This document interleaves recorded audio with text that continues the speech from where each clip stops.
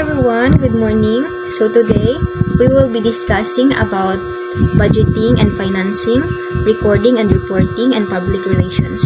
So first of all, I hope that I am still audible. I am very sorry for the background noises because it's the electric fan and I really need it with me because it's so hot and my head really hurts. So without any further ado, let's get started. And also, I will just make my voice louder na lang so that you can still be able to hear me and, masabtan po siya. So, let us started. So first is ang budget. Let us define the word budget first. A budget is a financial plan, whether for an agency or a program. So kung may taog budget, no, this is a financial plan or a document nga ga-outlines kung unsaon pag-budget ang kwarta for the next coming days, months, or years. And according to Melvin Gross, a budget is a plan of action. It represents the organization's blueprint for the coming months or years expressed in monetary terms. So as what I have said ganiha, it is a plan or a document nga naka-state dadto kung unsaon pagasto ang kwarta for the next months, days, or years bakhana. It is said nga it is an organization's blueprint in a sense nga ang blueprint, diba, or ang roadmap is mag-serves siya as guidelines nato kung unsaon mga next step nga buhaton, kung unsaon pag-spend ng kwarta, asa siya mapaingon, o kung unsaon siya pag-save. And I hope that is understandable. Next, budgeting. So, unsa man kalahian sa budget o budgeting? So, actually wala siya kalahian. Ang kalahian lang, ang kalahian is dili dako. So, ang kalahian lang is ang budgeting is an action word. It is a verb. Meanwhile, ang budget is a noun. Kung may taog budgeting, let us define first, okay? Ang budgeting, it is the process of creating a plan for how much money will be spent and saved. This involves deciding in advance how much money will be used and allocated for different needs. So, ang budgeting is, for example, imong allowance. Budgeting is like kaning 20 nako or 100 nako para ni siya sa akong pagkaon. Kaning akong 30 nga nabilin para ni siya sa akong transportation. So ingon ana, ang budgeting is a process of creating a plan or creating a budget. And here, it is one of the areas of financial administration with which an administrator must be concerned if he is to run an organization efficiently. Because if ang administrator, he or she needs to keep an eye for the money or the budget. It is because kailangan niya lantawon kung asa ba napaingon ang mga kwarta, kung unsaon ang kwarta pag budget. Kung gusto siya, ang organization is run efficiently, kailangan niya og plan nga nakasaadad to, nga naka-outline dadto nga kani nga kwarta is nakalaan siya para sa ani nga klase nga categories sa kailangan pagbudgetan. So kailangan he or she needs to keep an eye kung saon pag-budget ang kwarta. Kay kung of course, kung dili nato hatagan og pansin, dili ta kabalo og budget sa atong kwarta, it is of course possible nga ang atong kwarta is magasto sa ubang butang nga dili day nato kinahanglanan sa atong plano, sa atong goal or sa atong objectives nga gusto nato maabot. So of course kailangan nato og budget or planning sa atong gusto pagabuhaton. Next, so these are the main areas of financial administration. These are, first is securing of funds or income. Second is using the funds in accordance with the objectives of the organizations and budgeting and maintaining appropriate records of financial transactions or accounting and also auditing. So first, no, to sa himay-himayon ni. First is securing of funds or income. An organization needs money to operate. This money is used to pay for things like salaries, equipments, materials, and other expenses. Without enough funds, the organization cannot carry out these activities to achieve its goals. So of course, dili man yun ta maka-operate kung wala tay kwarta. Example, sa eskwelahan, kung layo imong eskwelahan, dili man pwedeng imong baklayon, no? Dili man pwede nga kung imong eskwelahan is pardon for that. For example, lang imong eskwelahan is sa Cagayan, tas gapuyo ka diri sa Amoros. Of course, dili man pwede nga imong baklayon ang Amoros paingon sa imong eskwelahan. So kailangan kag kwarta, kailangan kag funds para sa para sa imong transportation. So securing the funds or income, kailangan nga naa kay kwarta para maka-eskwela ka. Regardless kung imong eskwelahan is imong silingan, no, nara sa imong silingan duol ra. So of course, dili mo kailangan og kwarta because ang imong goal is very attainable, very realistic lang nga kaya nimo siya baklayon. That's why it is stated here nga securing of funds or income because as what I have said, kailangan nimo og kwarta, no? Kailangan og kwarta para ma-operate ang imong goals. Kailangan og kwarta para makabot ang imong goals, especially kung ang imong goals is dako. Kailangan gyud siya kwarta. Next is using the funds in accordance with the objectives of the organization or budgeting. So, means spending the money in a way that helps the organization to achieve its goals. The organization has a budget. It means following the place and not spending more than what was decided for each areas. So, of course, no, ang atong funds is kailangan magasto siya in accordance sa unsa lang ang kailangan. Okay? Dili pwede nga magsobra ka or magkulang in imuhang paggasto sa kwarta. Kay of course, kung sobra, of course na mas shortage na dayon sa imong funds. Kay sobra naman imong gigasto, then katong imong next nga pagastuhan activities is wala na yung mabilin adto because sobra-sobra man ay imong gigasto. Unya kato din imong paggasto dia is dili na siya kailangan, no? Dili na siya necessary na imong nato kadako. And kung gamay ra pod kaayo, of course dili siya ma-attain ang goal, dili siya ma-achieve ang goal kung gamay ra ang imong paggasto, dili siya enough. So kailangan dari ang imong paggasto sa funds is naka-align siya sa kung unsa lang ang objectives, ang goals organization. Okay, next is maintaining appropriate records of financial transactions or accounting and also auditing. So here, this means that keeping accurate and organized records of all the money coming and going out of the organization. So of course, kailangan dari nga accurate ang kailangan accurate ang imong pag-spend sa money. Kailangan naka-record tanan gasto nga tanan money nga na-spend or nasulod sa organization, no? Kailangan naka-record siya. For example, na yung money nga mosulod, dapat kana siya klase nga transactions is naka-record na siya. O kung naapoy mo gawas ng kwarta, kailangan po na siya naka-record. O kailangan na siya gina-examine na siya, no? Kailangan kana siya nga mga butang because these are important matters. So kailangan gini siya naka-records ni siya.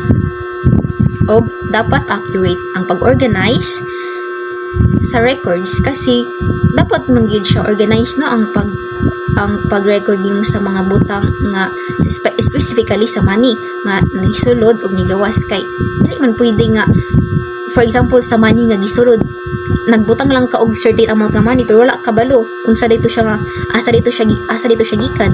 So kailangan siya accurate, no, to avoid mga problems nga ma-arise. Next, let us have the accounting. Accounting, it is the art of recording, classifying, and summarizing in a significant manner in terms of money transactions or events which are part of a financial character, and analyzing and interpreting the results thereof. So when we say accounting, diri nato gina-record, gina-write down ang every transactions, classifying into categories like sa sales, no, sa salaries, expenses, sa payments nga mga nagasto. Ginabutang nato dari sa accounting, gina-write down nato kung unsa bay nangahitabo, no, and also unsa mga nahitabo, and kaning gina-analyze nato ang result sa atong mga nagastuhan. And meanwhile, the recording, it includes making entries, classifying, including sorting mass of transactions in an orderly and systematic manner. Summarizing means bringing together of account data in a form that further enhances this information. Kung mayngon taog, since when we say accounting, ang recording, of course, nakasulod siya sa accounting. When we say ang recording, this is more specific na, no? So, recording is to write down all transactions or financial activities. So, wait for a second, excuse me. Okay, let us continue. So, accounting and recording, basin mga tanah-tanah, masa day kalahian or basin galibog ta, masa day kalahian sa accounting and recording. Of course, ang accounting is a broader, no, mas broad. It is a broader process that involves organizing and analyzing and interpreting the recorded information. Meanwhile, ang recording refers to an act of writing down or entries, information like transactions, details, mga mas details pa man gud siya, or events in a document or systems in the first step in keeping track things. So, of course, when we say recording, tanan mga nahitabo, tanan gasto, tanan mga payments, mga bills, and transactions, naka-write down na siya tanan. And meanwhile, when we say accounting, kaning mga na-record nato is gina-organize nato ni siya, gina-classify, and gina-summarize kung unsa bagay result.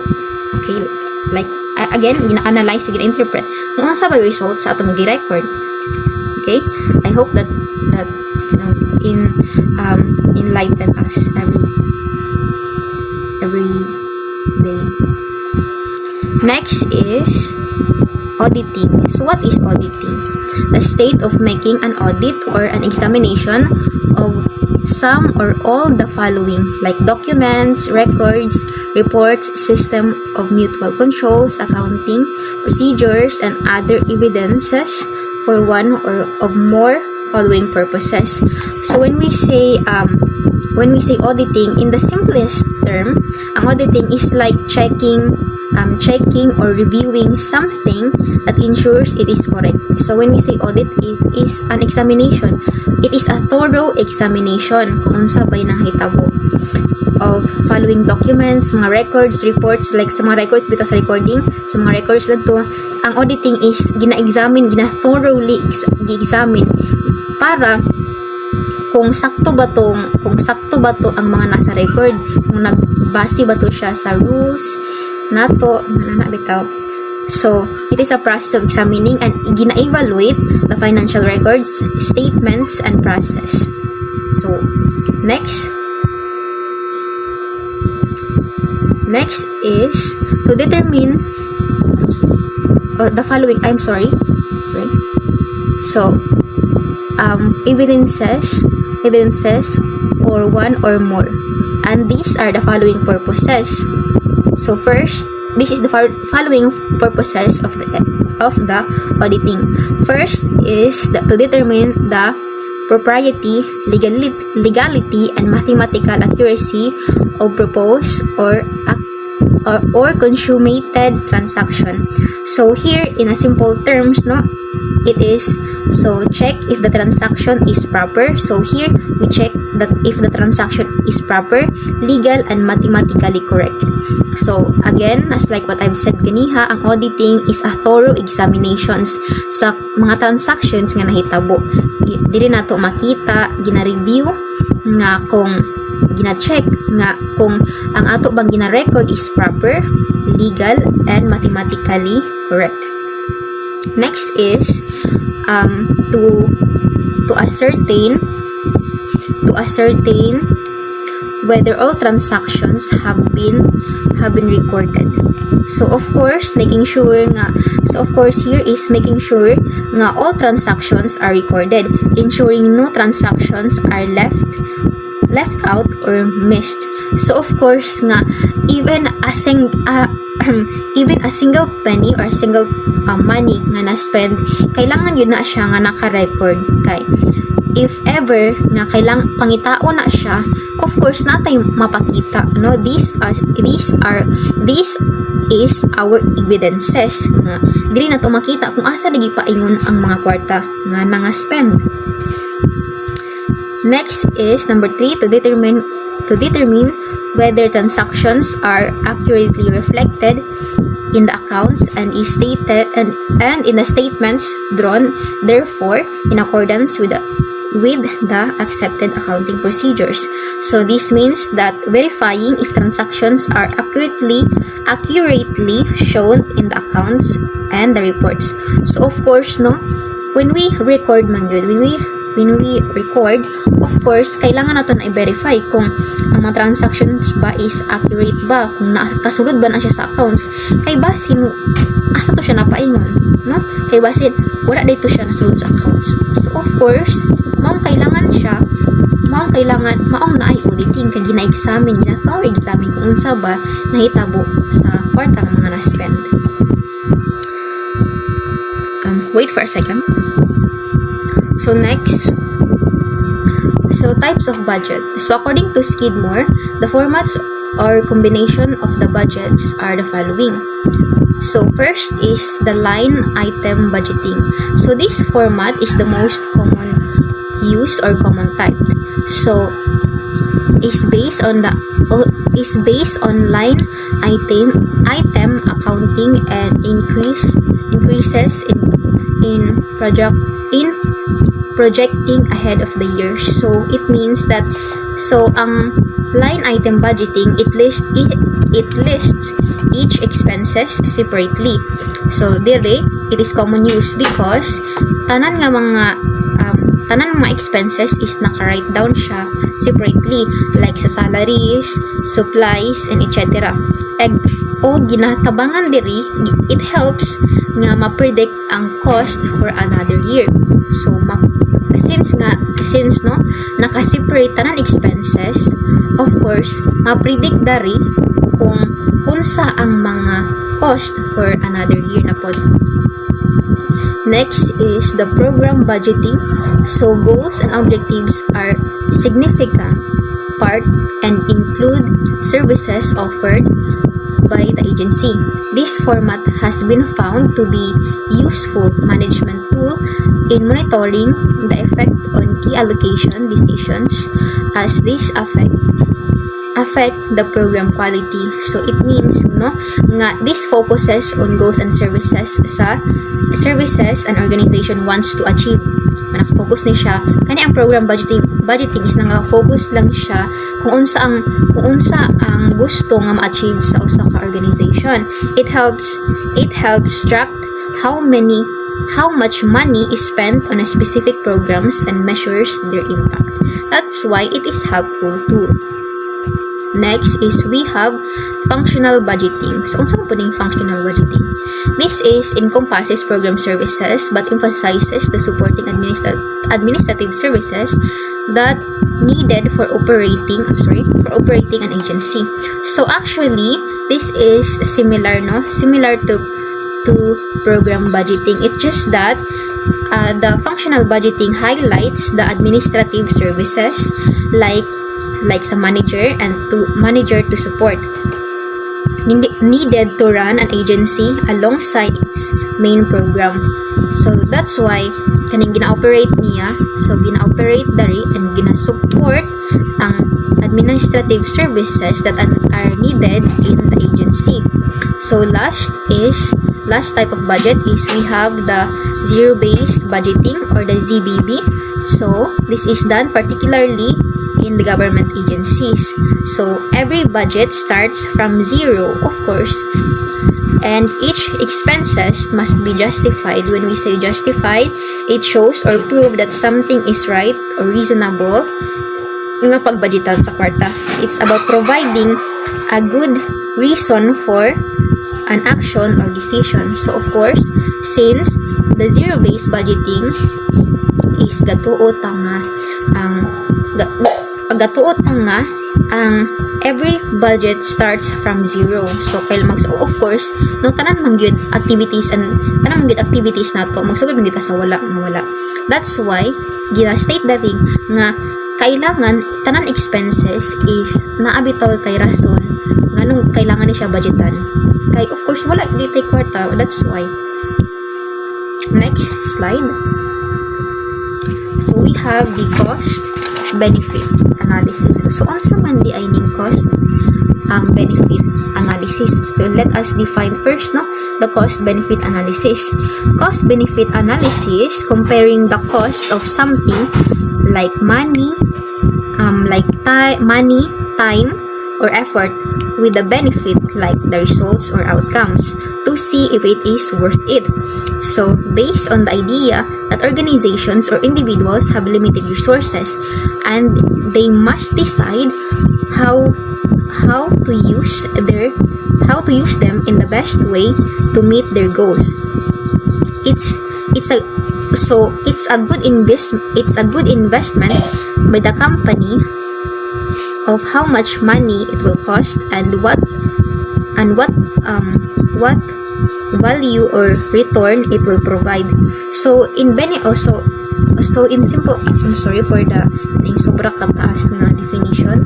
However, diri sa cost benefit analysis, ang simple terms siya gid ani because ang nakabutang dari this is broader especially dari.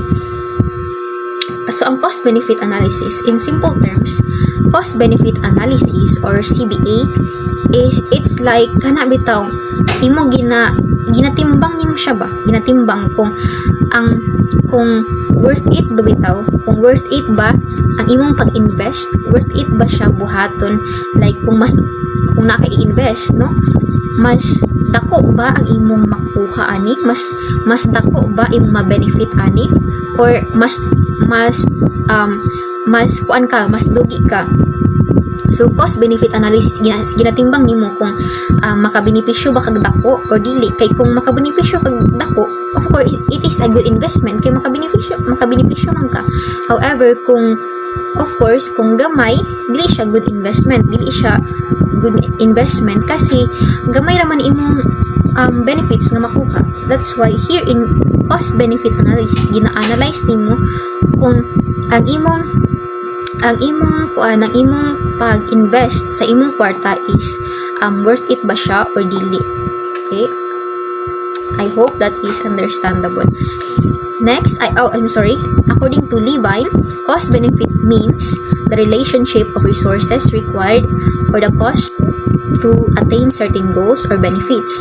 It is based on the economic concept that many executive decisions involve the allocation or best use of limited resources among competing requirements.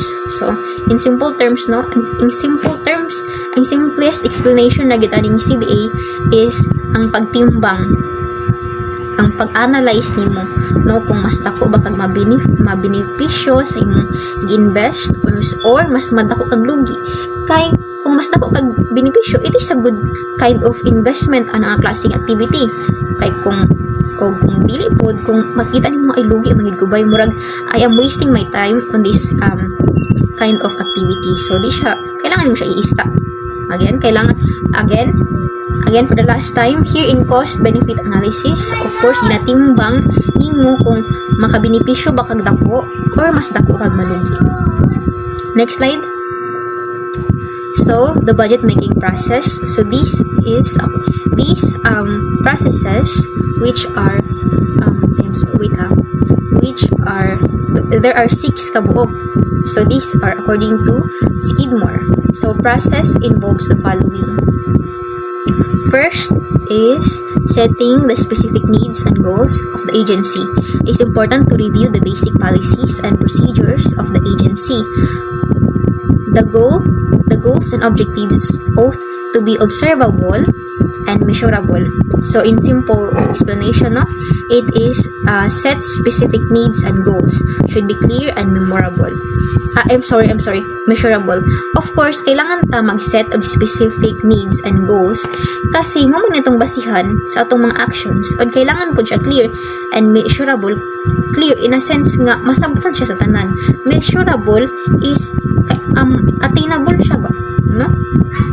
And then next is collecting and studying basic information regarding the current and past operation of the agency, including what has been accomplished.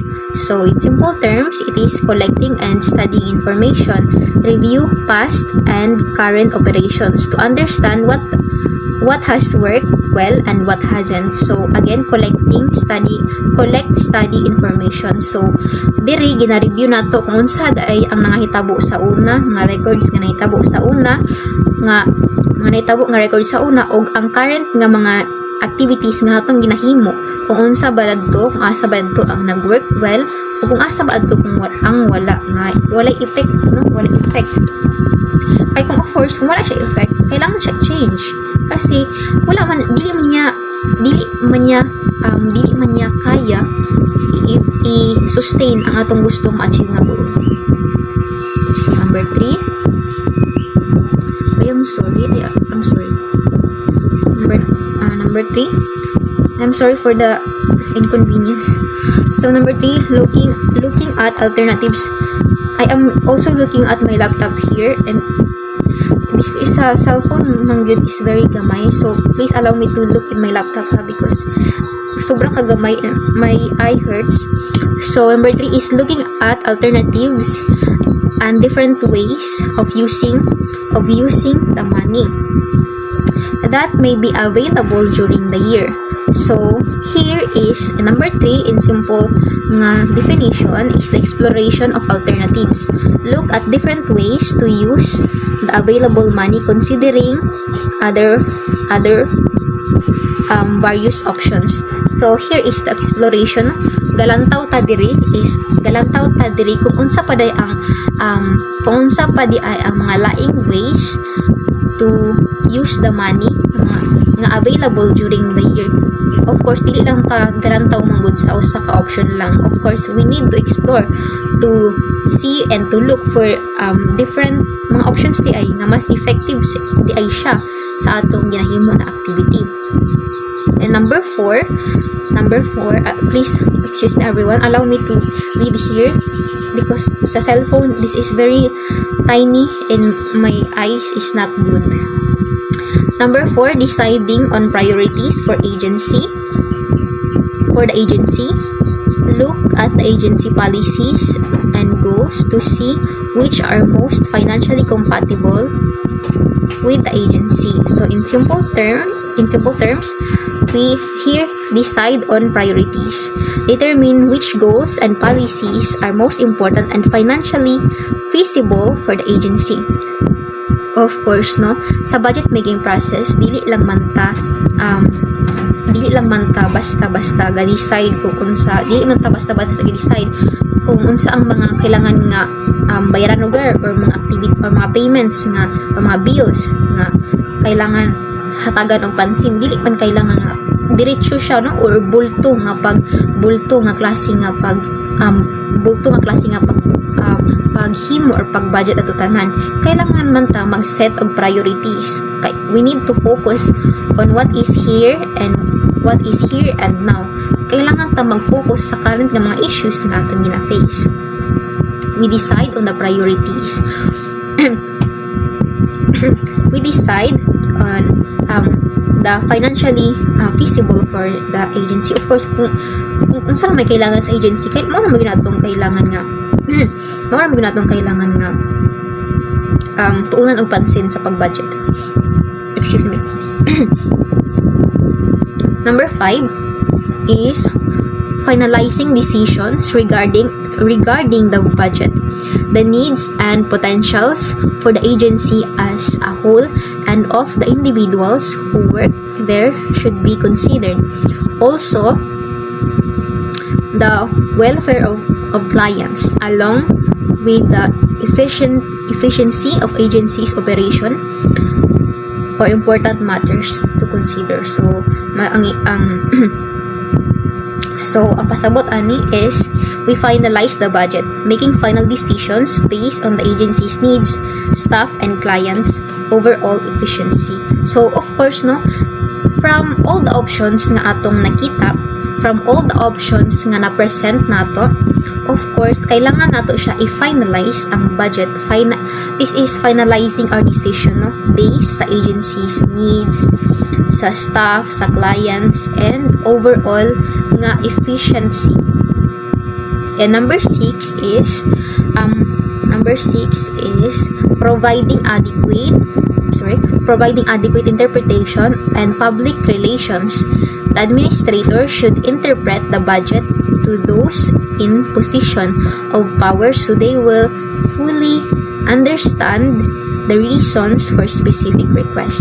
So, in simple terms, provide interpretation and communication. Of course, kailangan communication in a way nga kailangan po nila masabtan, no? Kailangan gina-interpret nato kung unsa na itong gusto mahitabo sa atong activities, sa atong objectives and goals na gusto natong mahitabo. So, those 6 are some of the process sa budget making.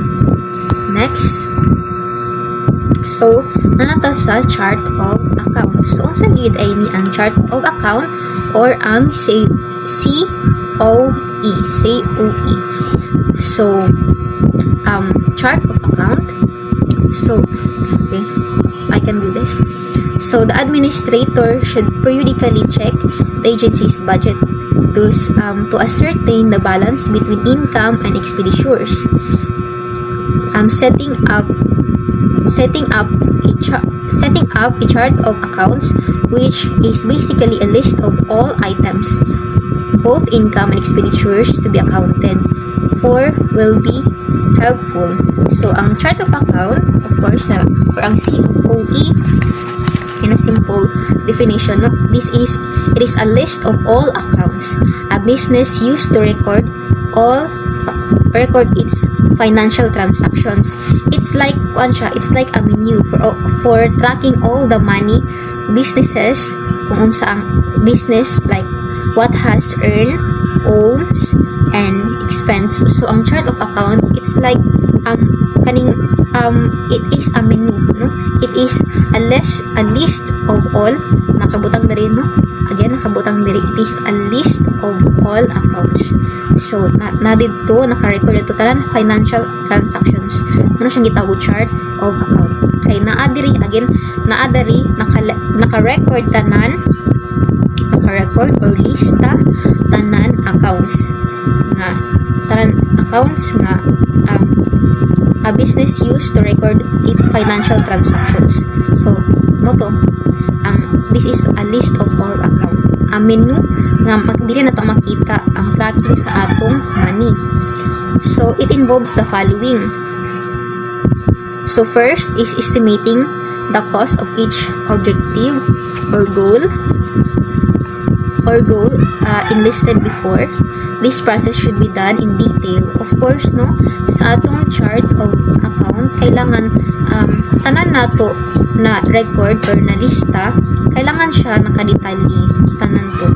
And estimating the expected income of the agency, nakabutang po na siya sa chart of account, and comparing the total expected income with the expenses of achieving the goals or objectives. If the expected expenses exceed of the income, some value judgments have to be made, such as deciding which programs are most important. The process of reconciling the expected income and expenses are important step. So of course, no, here is kailangan man nato i-compare ang atong ang income nato ug ang mga expenses nga nagawas bitaw. And of course, kung naay mga aberya, kung naay mga problem, kailangan na siya decidean kung sa mga programa nga effective gid ay mas importante nga i-priority.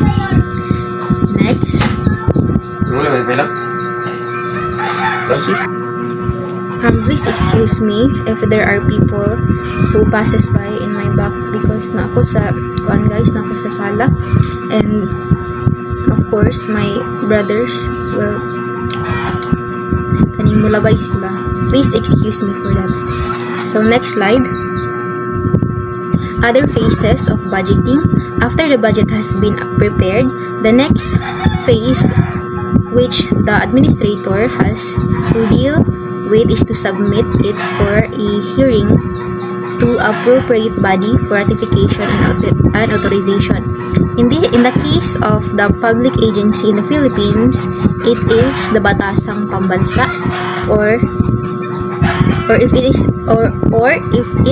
a private agency, it is board of directors. Board of Directors or the General Membership Organization. So here after the budget has been prepared, so ang next step, so di ba na natay budget, ang next step is kailangan siya maaprubahan. The administrator needs to present it para maaprubahan siya. It's like mag-conceptualize ka og concept paper, of course pag naka-conceptualize na ka og concept paper nimo or plano nimo kung unsa imong gustong mahitabong activity, kailangan mo gini mo na siya paaprubahan sa imuhang boss, or sa imo ang nakadako-dako sa imo. Like sa group work, kailangan nato magkumahimo tag concept paper, kailangan siya paaprubahan daan para ma-implement siya. So here in the Philippines, kung kaning public agency lang siya, ang budget is maadto siya the budget will be submitted sa Batasang Pambansa or the legislative body para maaprubahan. Meanwhile, kung private agency siya, ang budget is submitted sa Board of Directors or the General Membership Organization. Next. So these are the factors of an ideal budget. So first is it is comprehensive, including all planned expenditures and all estimated income. When we say comprehensive, diba, it is kani magsugod siya sa pinakasinugdanan hantod sa ulahin. Kailangan siya nakasulod na siya tanan dito. Includes all expected expenses and income, nakakuan po siya diri ang future, kailangan mga expected nato. It's like overthink ka ba unsa mga expenses nato, may expected nga expenses nga mahitabo sa sunod nga mga adlaw, covering everything needed for the budget period. So kailangan tanan yun nakasulat dari, especially atong mga expected outcomes. Sugod siya sa pinakauna hangtod sa pinakalas, kailangan na siya sulod tanan. Next, it is clear and easily understood. So it is clear and easily understood. So budget should be simple and straightforward. Para of course, kailangan siya clear and easily understood para tanan pod ta makasabot. And then next is it is flexible. It is flexible in the sense nga kung naamay pwede siya ma-adjust bitaw. Pwede siya ma-adjust ang budget ito kung naamay problem nga mo arise is pwede siya ma-adjust and pwede siya ma-change. It is flexible also. It is when you say flexible, diba? It is adaptable and able to adjust to new situation. And number 4 is it is workable. So should be practical. So the budget should be practical and achievable considering available resources and limitations. So of course, we need to be practical nga ang atong kwarta is sakto lang and kailangan po also mag-utilize og other resources, available resources nato, kasi kaning we need to also be aware nga ang atong budget is na siya limitations. That's why it is very important nga dili ta magpataka o gasto sa atong kwarta. And then last is it is accurate and realistic. So the budget should be based on the accurate information and reflect what is actually possible to achieve. Of course, kailangan siya realistic, no? Kay kung ang atong activities nga buhaton, ang atong program is layo ra siya sa tinuod, dili mo gyud bisag unsaon nato og pangita og pamahagi nga ma-achieve na siya. Of course, it can't be because it is not realistic. So kailangan realistic in a sense nga we need to be aware nga ang atong gusto i-achieve ng activity is kaya sa atong pondo, sa atong budget. That's what it should be realistic and accurate. So next, nanata sa financing. Finally, our second topic is financing. So wait for a while, excuse me. Okay, so we are down to our last. We are down to our second. I am very sorry for that. We are down to our second topic, which is the financing. So what is financing? So financing, the allocation of an organization, agencies, liquid asset to assure their most productive use. In other words, the limited supply of capital available to an organization must, if the agency is going to be successful, be used in a way in which it can do the most good in terms of profitability. So in simple terms, financing refers to the process of providing money. No? This is a very lalum na words. So in simple terms, financing is the process of providing money for a project or business or investment. So of course, as like what I have said ganiha, we cannot run a activity or a program without a kwarta. So financing is providing money for it. Kailangan taog kwarta, kailangan taog pondo para that kind of activity or program nato sa atong agency or bisan asa man nga categories sa atong life. We need money to achieve our desired goals. Even sa pag-eskwela, no, if you don't have, let us be practical na, if you don't have money, of course dili gid ka makalampos. In a sense, though naay mga free, of course naay mga free karon nga mga schools, naay free nga college, free tuitions, nga free nga of course nga public nga schools sa high school and elementary. But of course, no, when you say college ka, as college mangid ka, wala tay bayaran nun, libre atong eskwela, libre atong tuition. However, dili ka permahan og clearance, no, dili ka permahan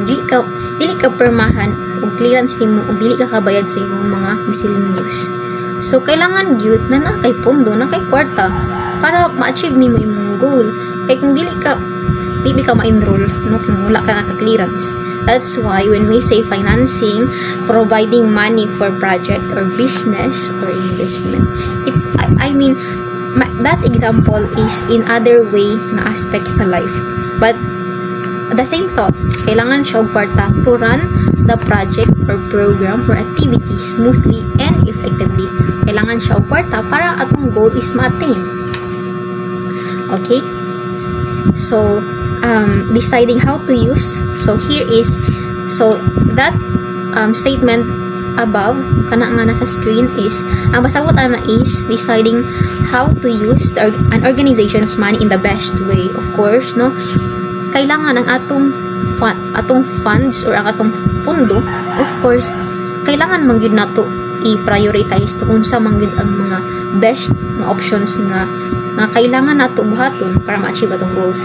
Since there is a limited amount of money, it should be used where it can help the most work more or effectively to achieve success. Of course, no, as like what I have said, same thought again, kailangan nga sa atong pondo, kailangan na to i-prioritize tong mga kinahanglan lang gyud, no, tong do kinahanglan gyud na to uban, pero mas ang atong mga priorities pa, kailangan to siya unahon in order to ma-achieve ang atong gustong nga outcome and goals na gina-asam-asam na to. Okay? Next slide. So, funds required by the government agencies comes from the taxes of people. So, that sentence, of course, ang atong funds is gikan sa, this is kuan siya ha, mga government agencies lang, mga public agencies. So, ang ilahang funds ana is gikan siya sa taxes sa people. So, nga naman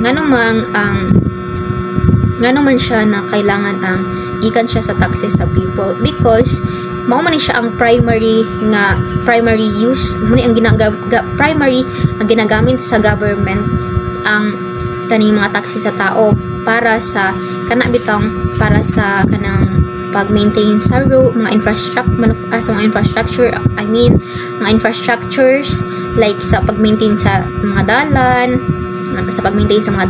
and also to kana bitong para ang atong mga taxes, ang taxes sa tao is mapaingon na siya sa pag-maintain sa mga infrastructures like dalan, and sa paghatag gihapon ang taxes is gihapon mapaingon ang sa kana bitong mga public nga mga services like sa medicines, mga services. So gikan na siya sa education, sa healthcare. So kana siya gikan na siya sa taxes sa tao. Gakuha og pondo ang government para ipang sustain. And then those required by government or voluntary agencies to administer and deliver their services mainly from the following. So, di ba, katong gipang mention ganiya is sa government agencies lang to. Under to siya sa gobyerno. While kaning 9 kabuok. Wait a minute. I need to my laptop is lagging. So, while kaning 9 kabuok is di ni siya kuan ni siya kaning sa mga NGOs ni siya. So this is under the non-government agencies, non-government organizations. So mga in simple mga NGOs or non-government organizations, which means mga private ni siya. So ang ilang funds gikan ni siya sa mga free services, which means nga people pay for services they use. So they charge for the services. So kanis lang is kapabayad ni sila sa ilahang mga serbisyo. So excuse me. So dito nila makuha ilang mga pondo. Next is membership dues. So kani sila is kailangan ka magbayad para ma-member sa ilahang organization. So membership pay, you pay, ikaw as a member, kung gusto kong pa-member, kailangan ka mag-pay to join or stay in the group. So kailangan ka magbayad para maka-join ka sa group. So diyan nilagay ko ilang mga pondo. And then investment earnings. So money earned from investment, of course, no? Kay kung mag-invest ka sa usa ka butang, unya good ang benefits na makuha nimo. Of course, from there you will gain money in it. So invest money to earn more money. So ga-invest sila sa uban nga other organizations, so sa baka para maka-earn pud sila og more money, kay di ba magtuo ba yan na. Next is number 4, use capital resources. So they use their buildings, equipment or property to make money. So that's why it is private. Kailangan mo siya, di siya under sa government. Number 5 is sale of goods and publications, other grassroots fundraising efforts. So there is sa sales of goods is muna sila magtinda ni sila og they sell things like books, mga crafts nila para makakuha pondo. And of course, when we say grassroots fundraising, magpahimo ni sila og mga kanang activities nga intiran sa uban nga i-join or mo-join ang uban ana mag-raise na sila og fundraising. And number 6 is bequest private foundations. So here is they receive donations through people wills or from rich organizations. So of course kana bitong especially mga charity kana ilang pondoan na is gikan lang siya sa donations or sa mga rich nga mga tao bitaw, mga dato nga mga tao nga maghatag og pondo para sa ila mao na sila. And number 7 is the tax funds government grants. So kani is number 7. Sometimes they get money from the government for specific projects. So usahay daw kani ang mga NGOs or mga private nga mga organizations is makakuha pod sila og support through kaning governments sa ilang mga specific nga projects, no? Specifically kung ang ilahang project is for alleviating the poor kanang the poverty alleviating the poverty tabangan ang mga poor nga of course makaginhawa sa kinabuhi and helping ang mga youth or mga bata nga makaskwela sa education. And their number 8 is grants or contracts for services. So kani sila is they are paid to provide certain services, getting paid for specific services. So they agree to provide. So kani sila is nasa mga contract, no? So, para kaning nasa contract sa ilahang mga services. So para bitaw bayaran sila. So nasa ginahimo nga contract. And number 9 is donations, contributions, gifts or donation from individuals rely on donations for people who wants to support their works. So like what I have said, ang donation contributions is rely sila sa donations sa lain-laing tao, sa individuals nga gusto mo tabang sa ila, nga gusto mo support sa ilahang work. Okay, next. Financial records. So, a financial record, an ongoing record of what the agency has spent on what and how it will staying within its budget. The agency's bookkeeper or accountant enters into this ongoing record or leader book all receipts, cancel checks, and other necessary documents or papers showing what have been spent. So in short, in simple terms, it is a document or a set of documents. A financial record is a document or a set of document that shows how money is being managed. So earns and spent by a person, company, organization. These records track all financial activities, helping to keep track of income, expenses, and savings. So kani siya ang financial record, no? This is an ongoing nga record, which means continuous siya. It means pag dili siya nga mahuman kaani is humanan lang gid siya. Dili atong ongoing in the sense nga dili na to isulatanan ba. So nata ginatawag nga bookkeeper pod or accountant enters into this ongoing record. So ongoing means padayon, no? Hantod sa mahuman ilang gusto nga ma-achieve, ilang gusto nga maabot. So ang tawag sa accountant or ang bookkeeper, so siya ang mag-record sa mga transactions like sa mga receipts sa mga canceled checks and other necessary documents or papers showing nga unsa di ay ang mga nagasto na spend bitaw mao na siya ang tawag nga financial record. And then when we say nadiri ang mga bills, mga payments and mga kanibitong mga budgets nga na-spend nato. And next is financial control. So when we say financial control, the usual practice is for the worker to fill out a purchase order in several copies or quadruplicate. One copy is for the supervisor of the program or the person who approves the expenditures. One for the bookkeeper, I'm sorry for the spelling, keeper, and one for menchant from, I'm sorry for that. So let us move on. So wait for a second, for a while. So one of the merchant from whom the social work will buy, and the last copy is for the worker.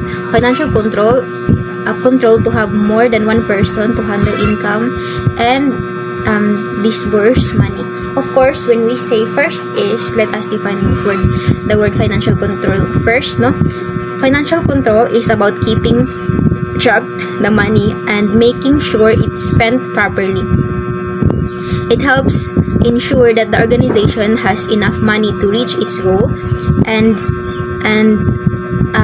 vast and kaning dili siya ma-waste. So financial control, it's like keeping an eye for your money. For example, you keep an eye for your money para kana imong kwarta is dili siya magasto sa lain-lain nga mga butang nga dili siya necessary. So financial control is gina-control nimo kung unsa lang ang mga kailangan nga i-spend bitaw para dili siya ma-waste. So and here dili na to ma-track ang atong kwarta kung asa na siya gipaingon, asa siya nagasto. So that ang pasabot ana, it is first is ang financial control is kailangan lang siya, dili lang dapat siya nga kaning isa lang ka tao ang maghawid ana. Of course naa dapat ang isa ana is naay copy ang supervisor, no? Naay copy ang supervisor, kaning one copy is for the supervisor of the program who approves the expenditure, and one sa bookkeeper kato bitong accountant. So dili lang siya isa ka tao ang nasa financial control, kundi daghan sila. So dapat even kanang bitong mga workers sa organization na dapat sila yung mga copies to kanang bitong para ma-track kung asa na bitaw ang budget nila na paingon, to of course to avoid biases dayon. Next, and naata sa atong third nga topic, the recording and reporting. But for a while, excuse me, I need to drink some water. Okay, so let us continue. We are down to our second to the last topic, which is the recording and reporting. So let us see what it is. So records and reports. So a record, here it is defined as an account in a written or other permanent form serving as a memorial or authentic evidence of an event or of a fact or event So when we say records, no, these are the basis of reports. Of course, because when we say records and reports, these are katong mga evidences na to, mo ni siya ang maunal ni katubitong mga information nga atong nakalap or katubitong information nga atong nakalap based sa mga nahitabo. So that's why we record. And also for a moment, so here it serves as our evidences, no, of an event or of a fact or event. So this means nga atong records is, ang atong records is, of course, these are the informations that includes facts or event nga nahitabo. So that's why kailangan siya i-record. So these are refers to the storing and maintaining information. That's why we record, so that this will serve as our evidences for the future nga kung kinahanglan ni siya. Of course, these are kinahanglan ni siya. And then reports, when we say reports, to make or give an account of, often formally, reports are based on accurate records, research, and investigation. Reports, of course, no, when yung reports, ang imong report is gikan gi-base sa records. So that's why imong record is needs to be accurate po, because when you i-report nimo na siya, kailangan investigate man nimo na siya, so kailangan siya accurate imong pag record sa imong information, so that ang pag-report po is also accurate. So when we say, of course, also reports are detailed accounts of description of information, detailed explanation or summary of something. So mao na yung nangahitabo. And then next, recording. So when we say recording, for a moment. Okay, excuse me. Recording. So every worker has a responsibility for record keeping, of which there are various forms.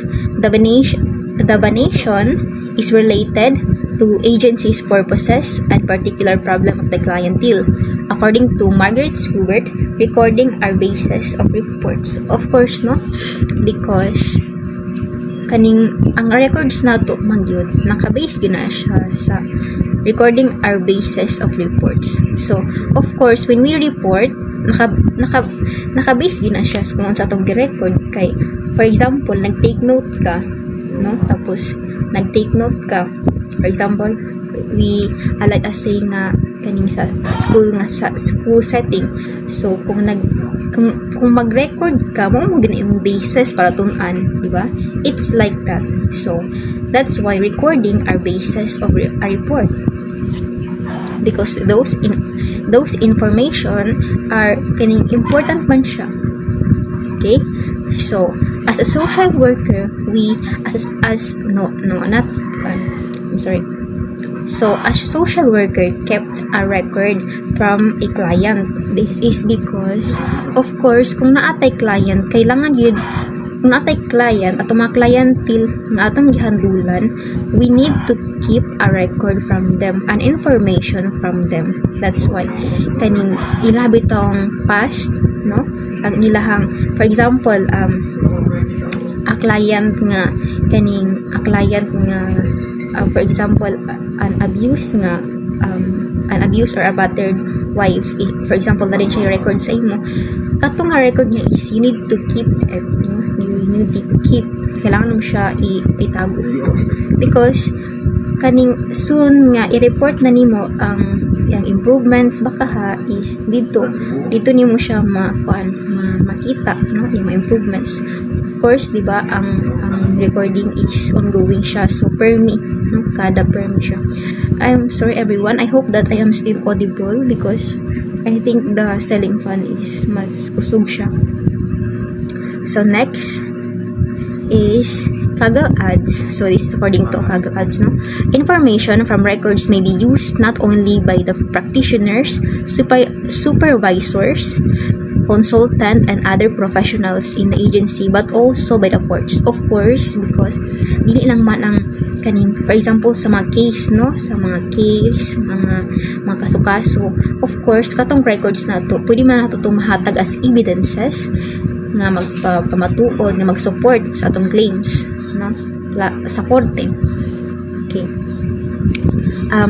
By the courts and other community agencies, oversight and funding organization manage case networks and accrediting group, as well as the client and the client's family. I'm sorry for the misspelled. Attorney and employer in preparing the records. And practitioners should respond to information needs both of the current audience and also the future future, for example, in the case of legislation and for other use of records in the courts. So, in shortest term or in simplest term, the records are not only used by isa lang katao, sa practitioner lang or sa social worker lang, but also ang atong records, as what I have said kaniha, ang records nato are evidences and also ang basis sa atong reports. So ang records is a very important tool na magamit nato because the information that it obtains are kaning important because narito ang facts, di ba, mga facts, mga nahitabo. So that's why it is not only used by the social worker but many aspects of sa mga lain pod nga mga sectors like sa mga practitioners, sa courts also. That's why. Next, alongside these types which have continued to have a strong influence on the health are new approaches to record keeping. According to Kaggle, they are as follows. So first is naatay nga tawag nga tape recording, used to supplement and not to replace the need to keep other records. So tape recording, no, ang tape recording is ang gina-record dali is ang audio, no, ang voices. This is not to replace the need to keep the other records. So when we say supplement, it means kana bitaw mag-add lang siya para ma-complete bitaw. That's why it's important na maapoy audio para of course ma-complete ang information. And the next is problem-oriented recording. Problems and identified services are planned and delivered. Problems are resolved. So of course, no, ang problem-oriented recording, problem-oriented recording, of course, when we identify the services and we planned, for a moment. So let us continue. I'm sorry for that inconvenience. So again, problem-oriented recording. So problems and identified services are planned and delivered. Problems are resolved. Of course, when the problems are identified, kung nakabalo na ta ang problema, ug naplano na ang services, ug na-delivered na, of course, ma-resolve man yun ang problem. So, ang problem-oriented recording, these are documentary information used to healthcare or a way of community documentation information by formation on specific problems. So of course, no, kaning ang problem-oriented recording is specify siya kaning katabitong sa mga problema nga mag-arise, so especially sa mga healthcare. So kana siya ang mga ginamasutukan ng pansin. And then time series recording, this is also according to Kaggle, the documentation of repeated measures of the specific behaviors, attitudes, and interactions that are focused on social work intervention and the purpose. And also, he continually added that the time series recording is the purpose is to provide information about movement toward achieving a goal of service. So this approach tends to focus practice and the records of the client behaviors rather than other aspects of client situations. So time series recording, it means kana bitang continue siya, no, in a specific danig, in a repeated pag-document ang behavior, ang attitudes, ang interactions sa client, no. So okay. And also, time series recording is the process of recording a data, mga events nga nahitabo and different points at that time to track changes or mga patterns, no, sa mga like this sa behavior sa tao over time. So this record is continuous to time series recording. Dili na itong makita kung naabay changes sa iyang behavior or wala, or kung padayon lang baghapon. Next. So whatever the type of recording is used, the important matter is to consider limit the content to to information pertinent to the delivery of services, which includes the following. Of course, first we need to identify, we need to know who our client is, who the client is, because how can we help the person kung makita kabalo sa ila? That's why we have this thing called records. That's by recording. And then what the client needs, of course, kailangan nato na siya ibutang, i-appeal sa atong records nga kung sa daing kailangan sa client para mag-serve man ang atong record as a basis, as a basis nga mo nitong i-respond. Kailangan nato na siya ibutang sa atong record. And then what services are delivered, of course, kailangan nato ibutang kung unsa na ba atong nanghatag sa iyaha, unsa na ba itong natabang sa iyaha, so that later on we can evaluate kung natabangan ba siya or wala, or effective ba or kung dili, or kung nag-work ba itong intervention or wala, and how the services affect the client and the need. Records should always include the description and assessment of the client situation, an analysis of the purpose, goals, plans, and process, and effect on services. Of course, when we help a client or a person, but in a social work context, as social worker, of course, tama na sila ginatawag intake sheet, diba? Intake sheet. And kato siya, those are serves intake interview. So those will serve as a records sa clients. So nanay-talk si pangalan sa clients, unsa kaning other basic identifying information sa client like age niya, gender, civil status, educational attainment, and of course the presented problem sa client, and then ang goals nga gusto mahitabo or ma-achieve sa social worker and the client. So of course kailangan na siya nakabutang sa records. Next, of course, na sa reporting. So, our reporting as a process of management is broadly interpreted as a process of communication. It is not only a two-way flow of information upward and downward, but also outward, across, and around. So, this means that reporting in context of management refers to the process of sending and sharing information. This information is communicated in various directions. Like first is na, diba tayo ginatawag na upward. So when we say upward is from lower levels to pasaka. So like employees, so ikan siya sa upward, diba? So ikan siya sa lower, sa ubos. So like employees to higher levels. So again, like pataas siya paingon sa managers, providing feedback and updates sa mga issues nga nangitabo.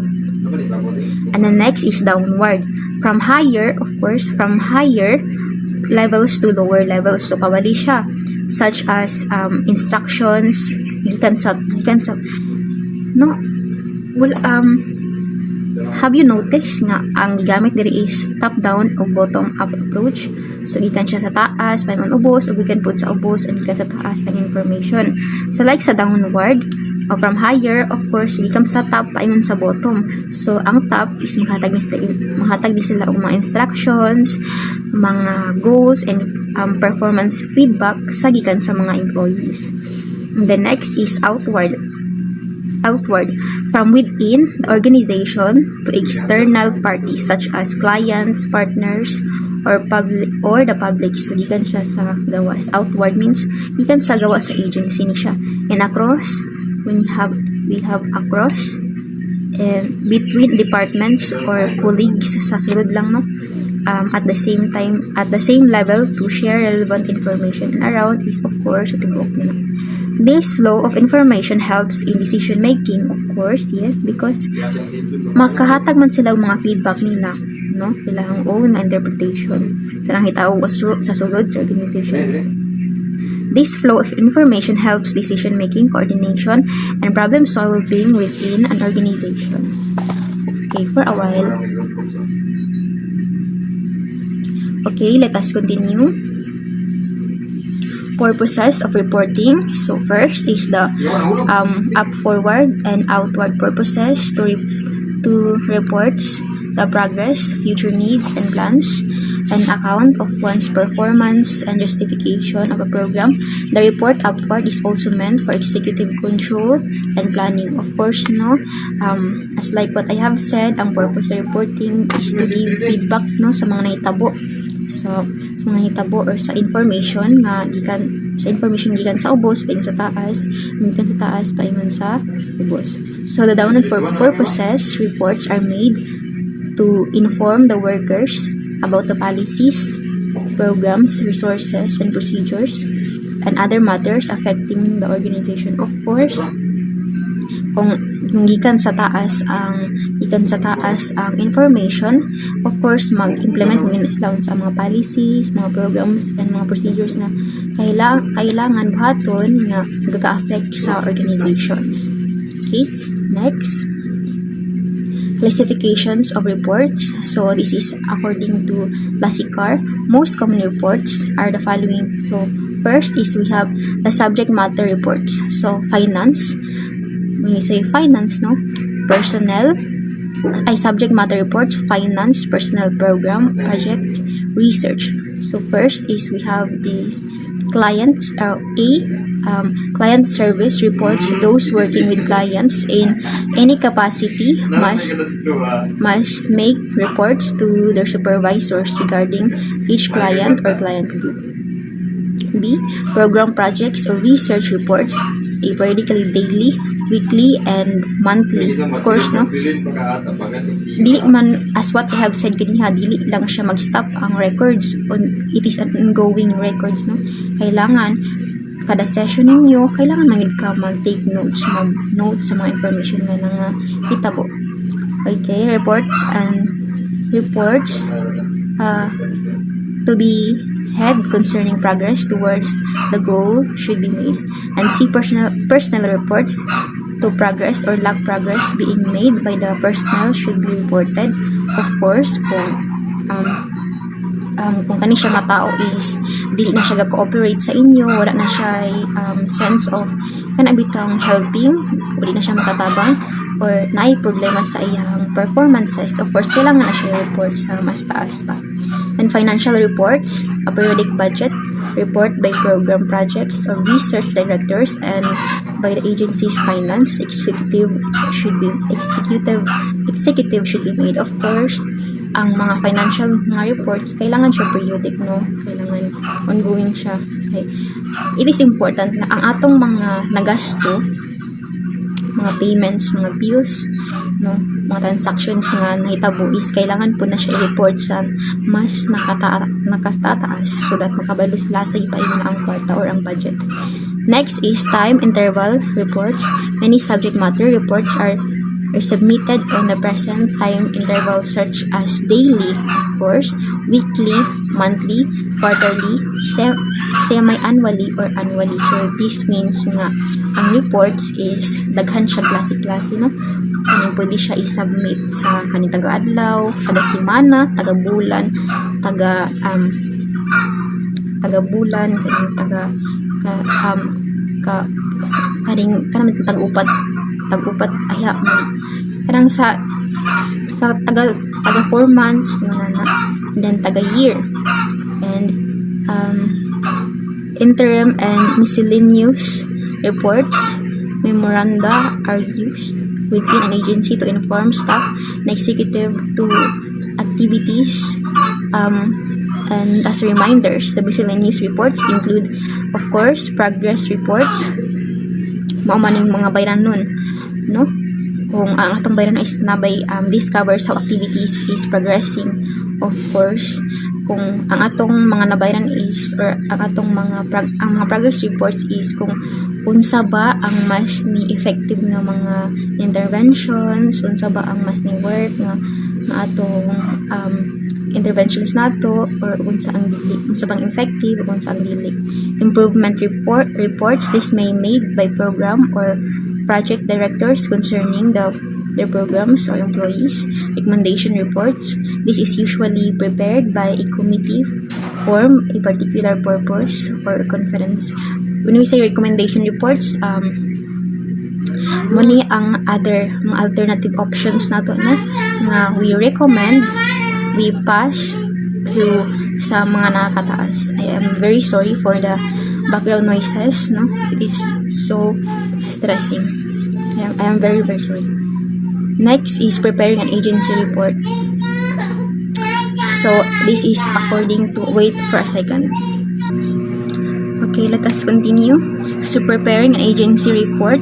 So this is still according to Gallagher. So 10 steps involves in preparing. So they are, so first is stating the problem. The problem must be stated first in general terms and then analyze to bring into closer focus. For a second, I'm sorry.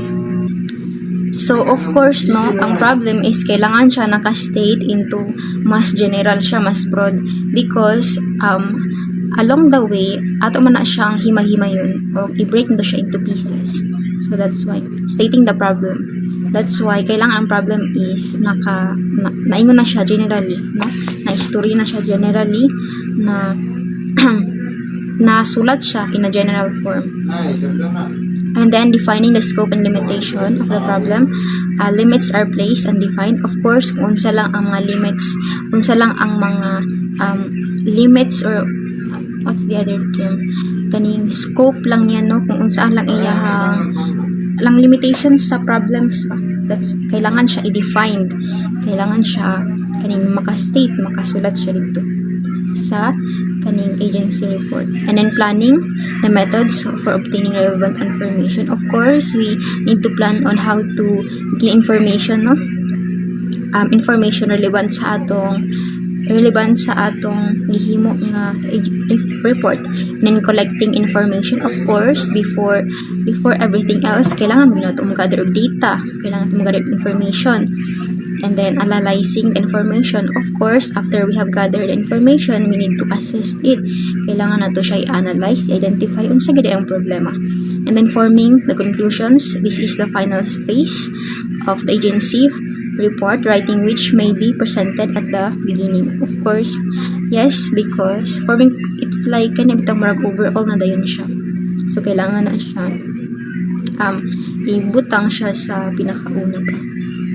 And then, organizing the report, keep in mind who our readers are, and it may be arranged as follows. Of course, summary, purpose, and scope. Sa purpose sa kaning report, and iyang mga limitations, iyang limitations, iyang sakop lang, and then conclusions. Of course, to conclude, to summary na dayon, and not summary, conclusion, it means kaning how will you conclude unsa sa tanang bitaw, unsa imong findings.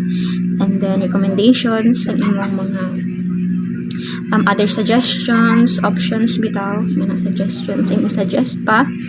And then, so first is summary, na niya ang purpose and scope, conclusion and recommendation. Sa introduction, of course, na niya i-introduce nimo, no? Pinakauna mag-introduce mo introduction sa report. And then body, kanang nanadiha naka-state to mga problems na nanadiha ang kanang main nga point sa, excuse me. So of course nanadiha sa body ang kaning general na yun yung mga problema na ang naka-state na yun diha generally. And then appendix, when we say appendix, these are mga kanabitong added information. These are added information na usually ginasulat na niya sa last sa records or sa book.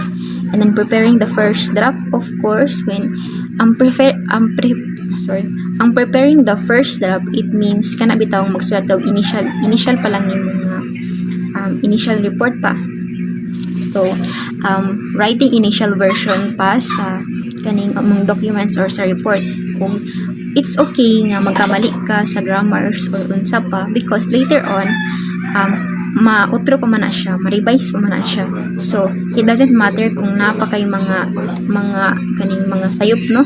It doesn't matter kung napakay mga sayop, kay ma-revise man na siya later on. And then, kaning ang importante lang sa preparing the first draft is kana bitawng imo nang na-conceptualize unsa ang sulod sa kaning report.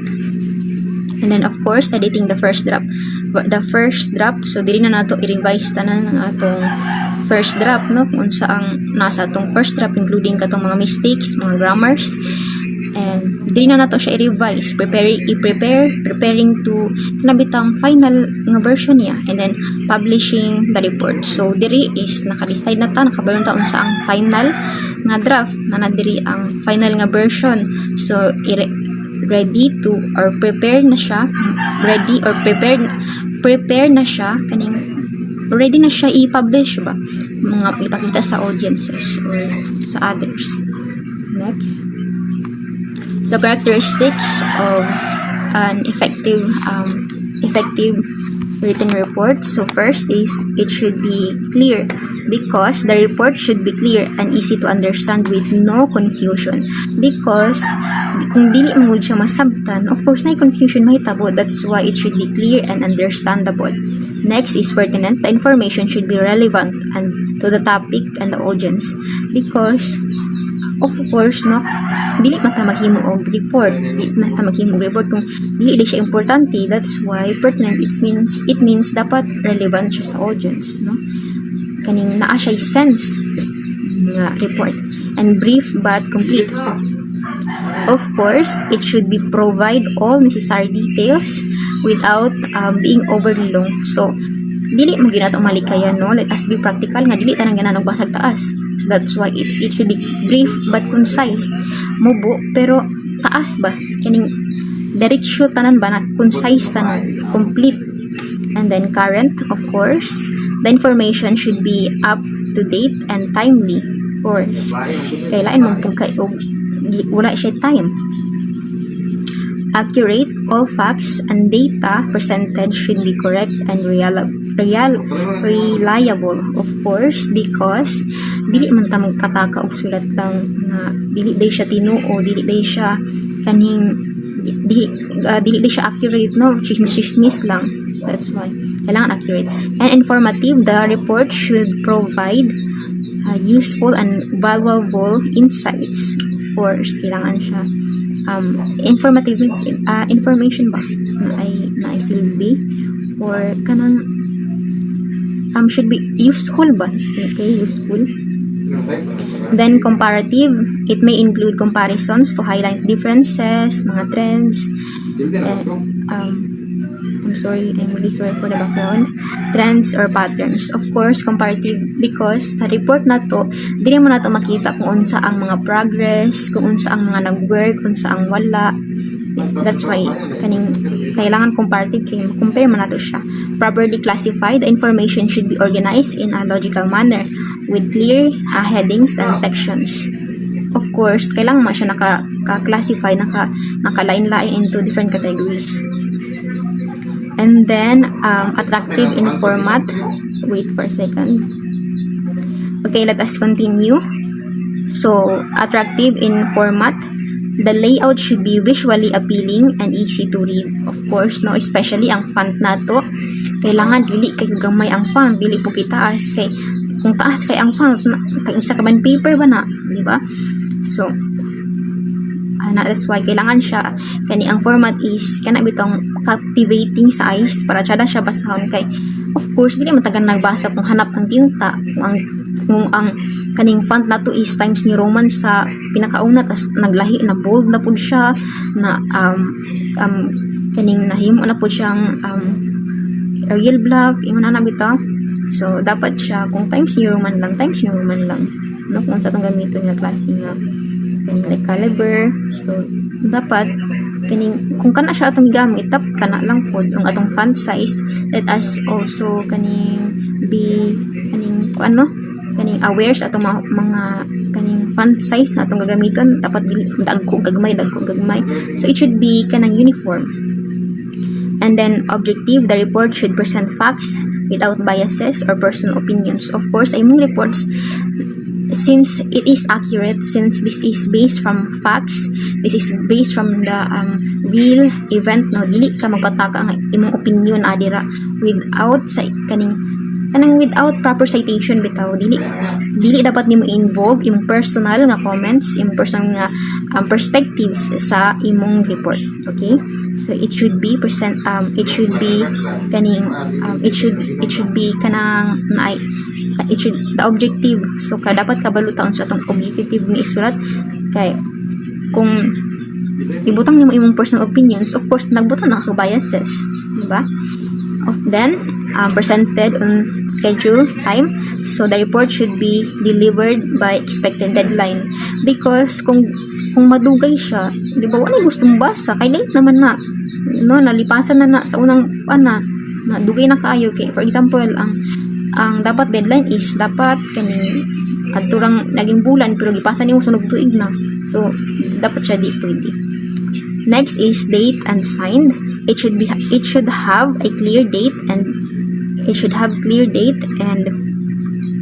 be signed by a person responsible for the content. Of course, it is very important and formal nga masaynan siya sa mas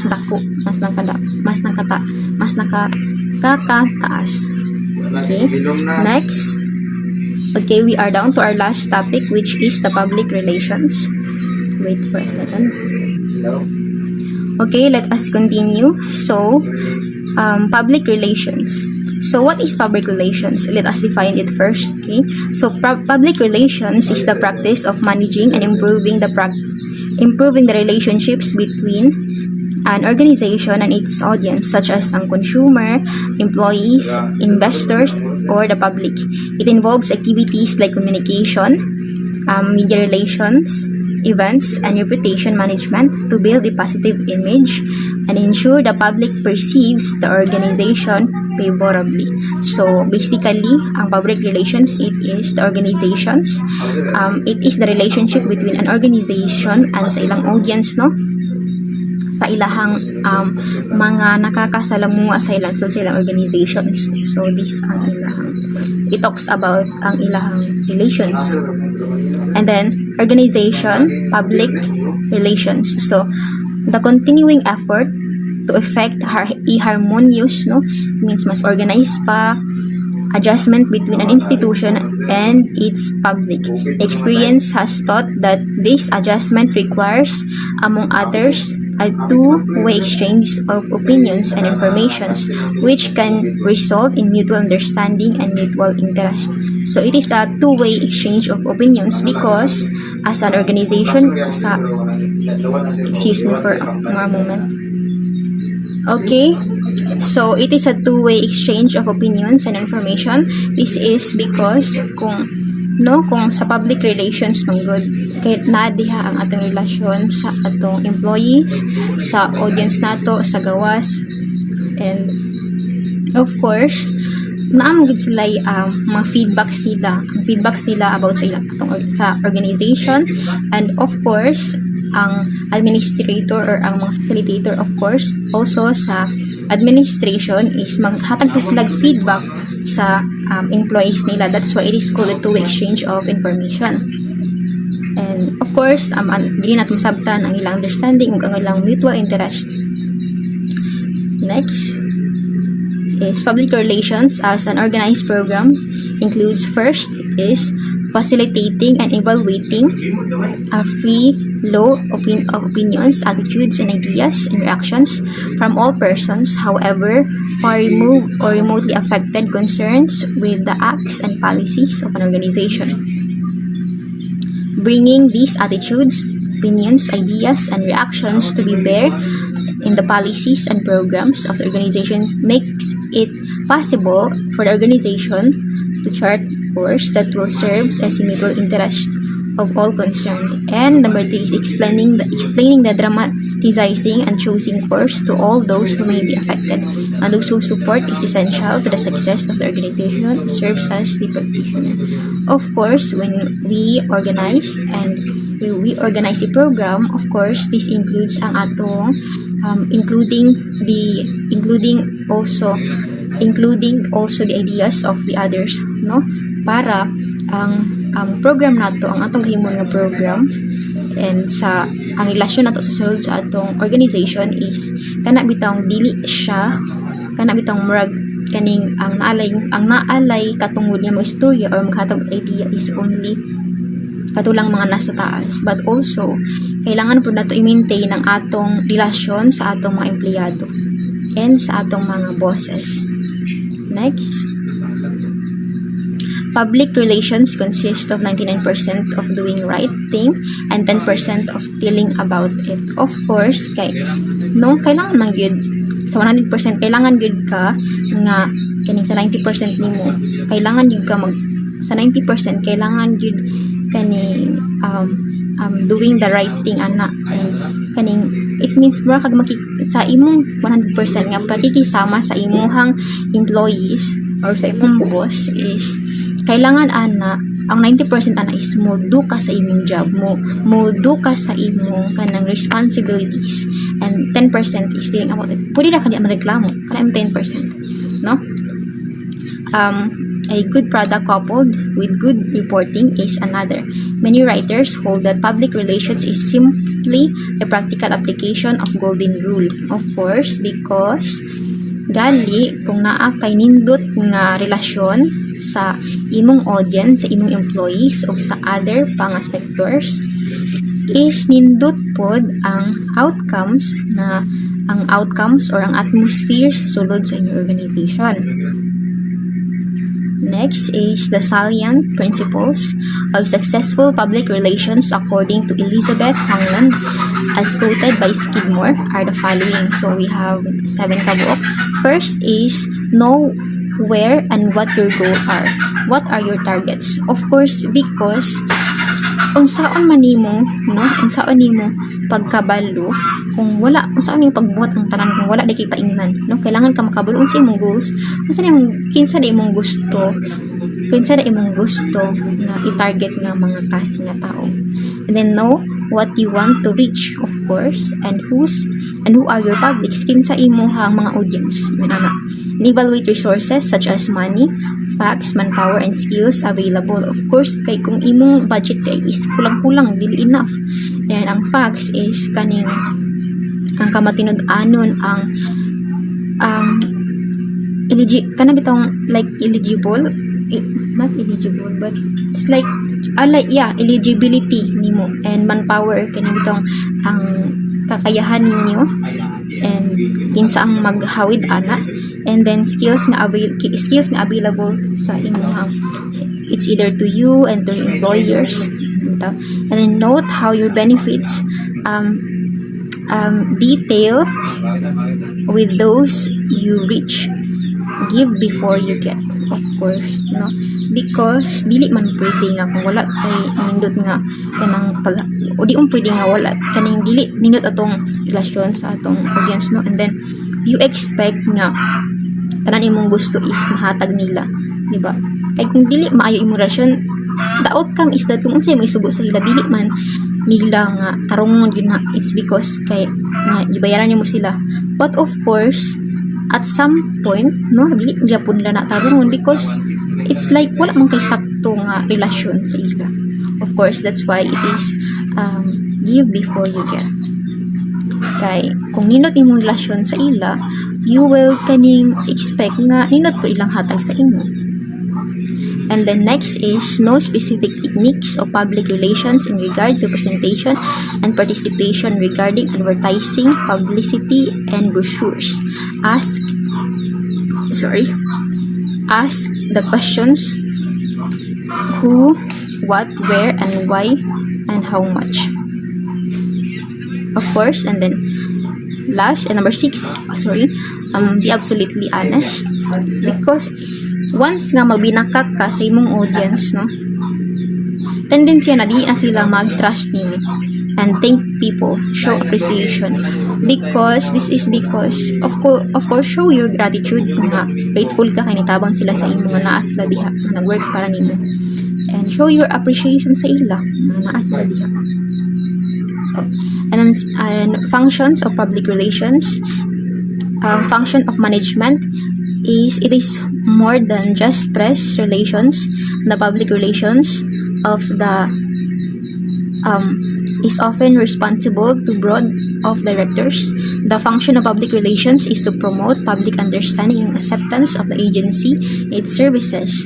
The purpose is to ensure that the image, no, of course, ang ilang image nila, an impression of which public carry. Kailangan magyud nga kana inyong organization is maduulan, approachable, and favorable one, so that ultimately there will be greater acceptance of the services of the agency. Okay?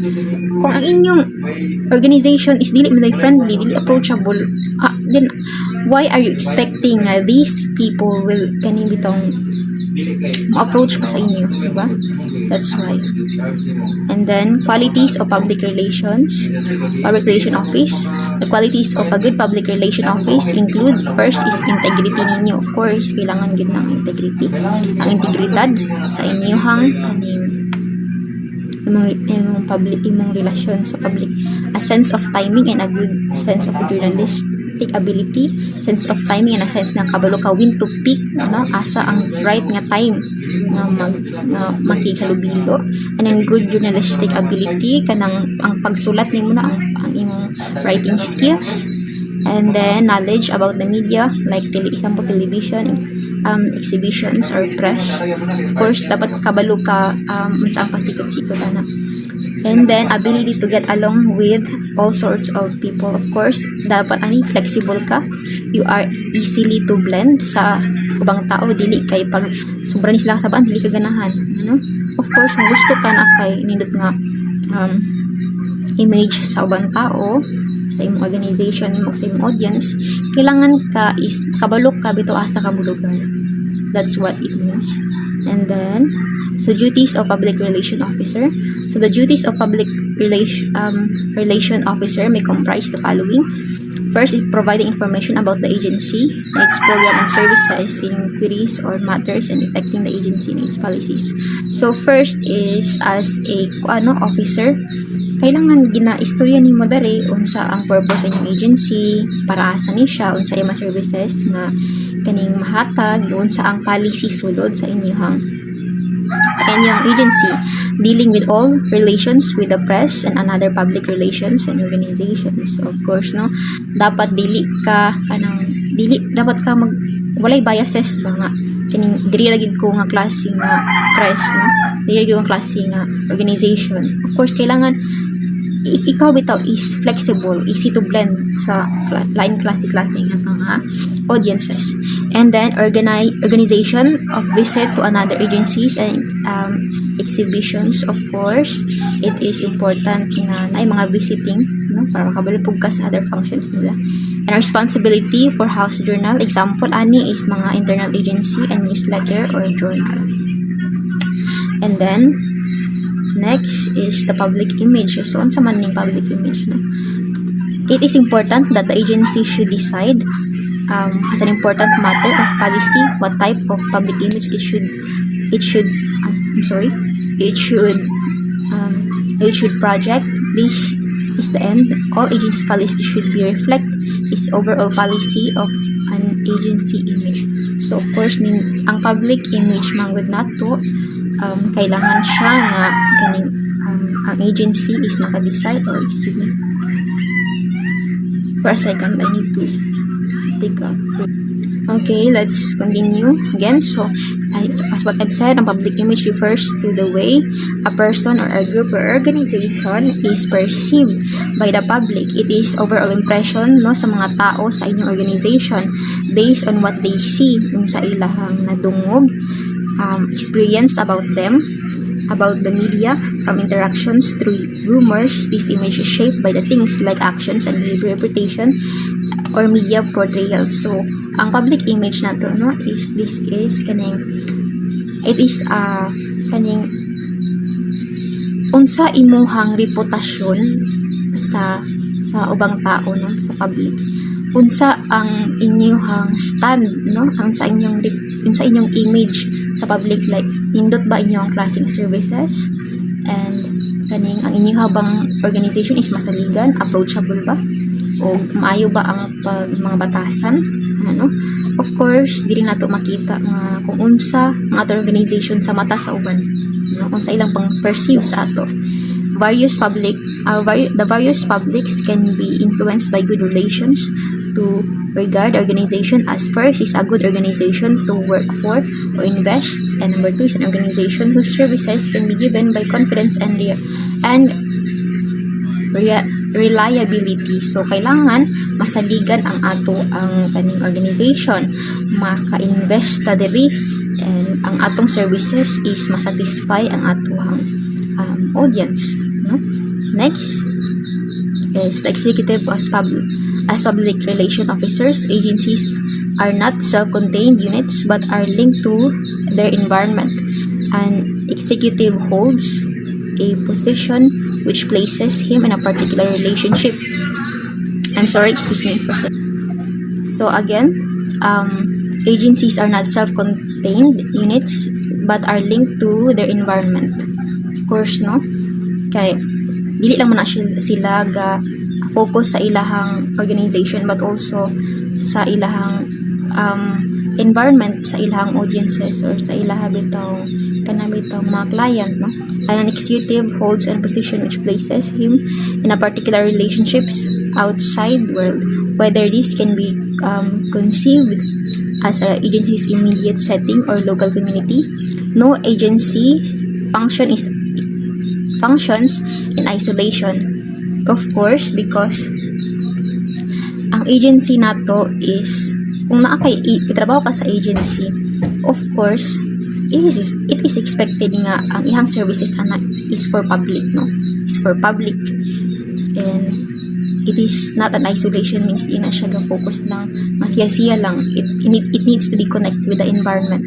It is at the center of the series of concentric circles representing the elements of the community, with each must maintain a live relationship if it is to do its job. So first, it must establish identity and its function in relations to other organizations.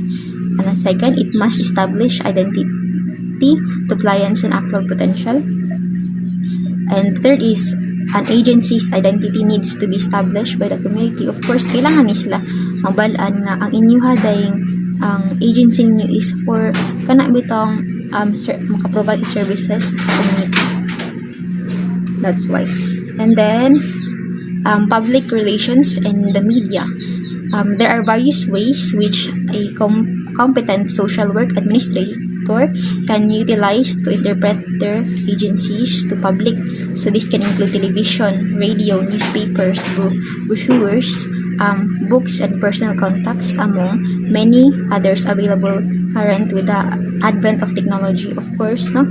Ang inyong agency is kailangan po makuha na siya, makonect na siya sa media. Like, for example, sa DOH, no? Kay makuha mo na siya ma-TV or ma-publicize na ang inyong organization, no? Pinaagi sa like sa newspaper na ang inyong ay organization is nindot ang serbisyo, no? Sa radio, sa brochures, na ang inyong services is for everyone yan. That's why it is very important nga naatay relationship, no? A good relationship and a good image sa atong environment, sa atong relasyon nato sa public, nga dapat atong agency is approachable so that mubalik-balik man na sila if they are satisfied. That's why it is very important nga naatay close bonds sa ila hapon. At the same time, naaya po yung authorization nga authorized ta as we are kanang head, but also we have this kind of heart nga ready to serve. Okay? Next. And that ends our discussion today. I hope nga sa akong discussion is you learned something. And I am very sorry for all the noises in the background, no? Because it is really sabak there. So thank you everyone and good morning.